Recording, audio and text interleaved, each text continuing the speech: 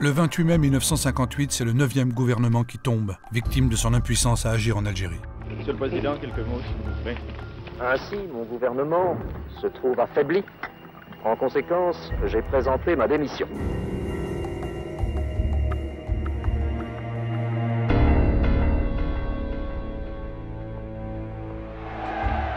Le même jour, 200 000 personnes manifestent à Paris à l'appel des partis de gauche. Ils refusent que sous la pression de l'armée, la République soit livrée à un ancien général. Un général prestigieux mais qui n'est pas un élu du peuple. Le fascisme ne passera pas, peut-on lire dans la foule. Pourquoi voulez-vous qu'à 67 ans, je commence une carrière de dictateur? Eh bien, en ce moment, le général de Gaulle pourrait aller finir la journée à un endroit que pour l'instant on ignore. De Gaulle sait qu'une majorité de Français croit aussi à l'homme providentiel. Enfin tacticien, il ne se prononce pas vraiment sur la question algérienne. Les Français et toute la classe politique sont pourtant suspendus à ses décisions. Voici la première réaction après l'audition du discours du président de la République. Puis-je vous demander ce que vous en pensez? Oui, je l'ai parfaitement entendu, d'un bout à l'autre, et j'estime que... Le 1er juin 1958, l'Assemblée nationale lui accorde sa confiance. De Gaulle a posé ses conditions. Les pleins pouvoirs pendant 6 mois et l'avènement d'une nouvelle république dont il veut écrire la Constitution.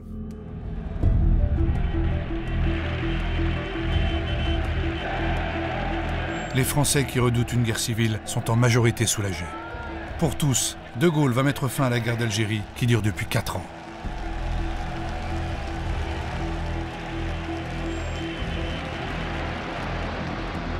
Et pourtant, en devenant le dernier président du Conseil de la 4e République, Charles de Gaulle s'avance vers 4 nouvelles et terribles années de guerre.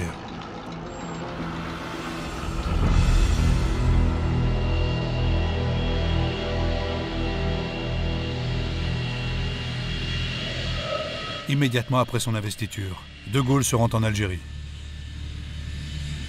Les artisans de son retour au pouvoir sont là. Le général Salan, le fidèle Soustelle, et Massu, le compagnon de la Libération. Et s'il peut compter sur ses fidèles, à leur tour, ils veulent compter sur lui. Il faut garder l'Algérie à la France.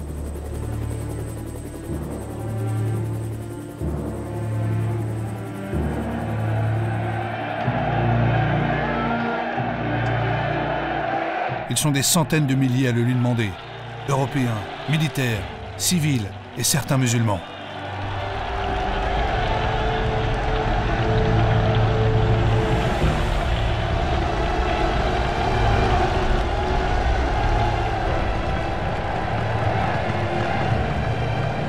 Une véritable fraternisation aux motivations parfois opposées.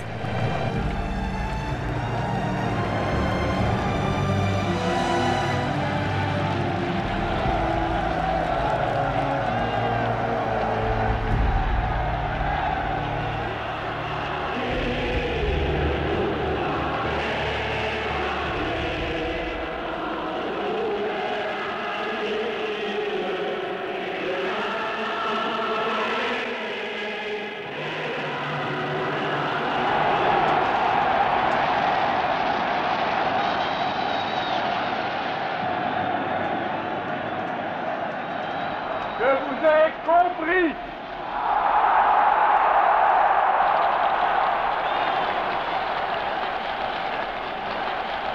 Je sais ce qui s'est passé ici. Je vois ce que vous avez voulu faire. Je vois que la route que vous avez ouverte en Algérie, c'est celle de la rénovation et de la fraternité.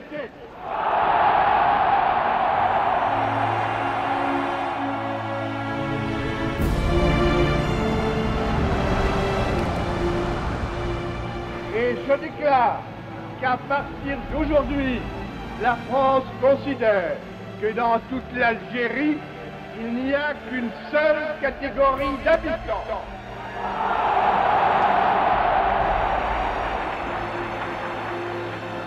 Il n'y a que des Français à part entière avec les mêmes droits et les mêmes devoirs. Cela signifie qu'il faut assurer une patrie à ceux qui pouvaient douter d'en avoir une.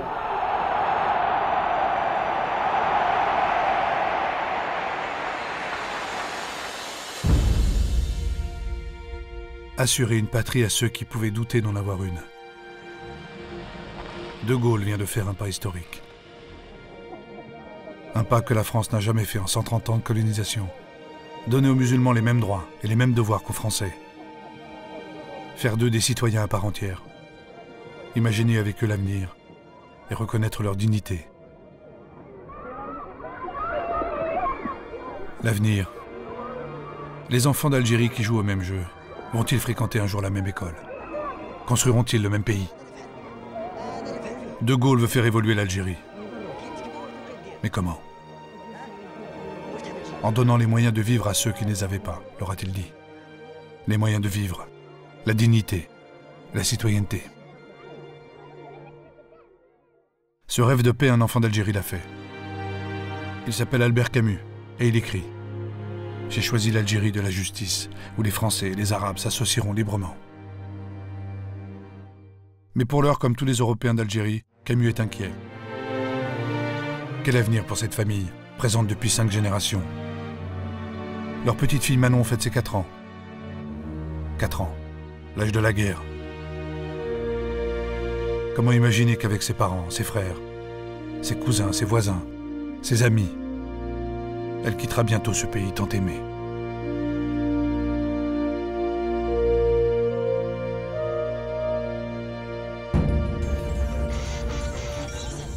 « 37 ans après, l'Assemblée nationale française a enfin admis à l'unanimité que la guerre d'Algérie était bien une guerre. » C'est vrai que ce matin, le travail de l'Assemblée nationale est un peu exceptionnel, puisqu'on va qualifier l'histoire.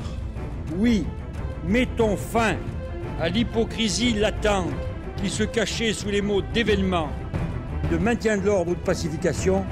Rompons avec un tabou de notre temps. Enfin, oui enfin, la République ose assumer pleinement son histoire, avec ses gloires mais aussi avec ses erreurs. En 1954 donc, c'était bien une guerre que la France avait engagée en Algérie. Ainsi, nous inscrivons dans notre droit aujourd'hui la reconnaissance de la guerre d'Algérie. Aucun peuple, aucune société, aucun individu ne saurait exister et définir son identité en état d'amnésie. Et la réalité, la grande réalité, c'est que la fin tragique de l'histoire commune depuis 1830 entre l'Algérie et la France fut une guerre. Elle n'a pas seulement mis fin à plus de 130 ans de colonisation, mais elle fut aussi, à bien des égards, une déchirure.